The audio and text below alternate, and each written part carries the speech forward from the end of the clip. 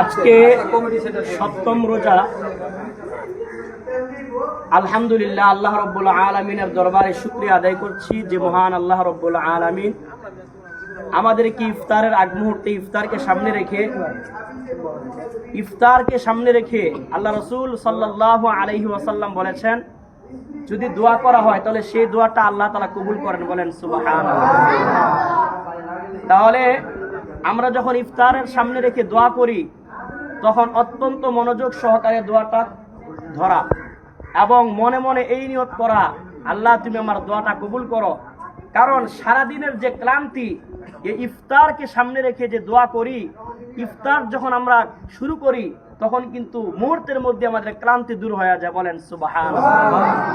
এই জন্য ইফতারকে সামনে রেখে দোয়ার সময় যেন কোনো রকম উচ্ছৃঙ্খলা তৈরি না হয়, বেয়াদবি না হয়, এই জন্য আমাদেরকে মনোযোগ সহকারে দৃষ্টিপাত করতে হবে।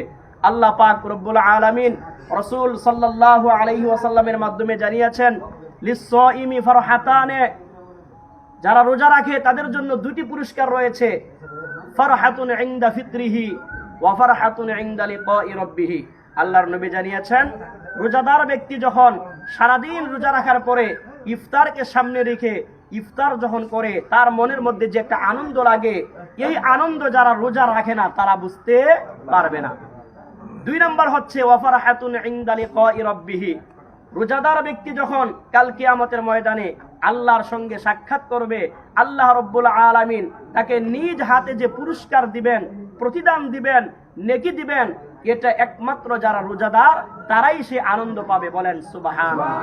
এই জন্য আল্লাহ পাক রব্বুল আলামিন আমাদের সমস্ত রোজাগুলো কবুল করুন, আমাদের ইফতার, তারাবি, সাহারি সব আমলগুলো যেন কবুল করেন। বলেন আমিন।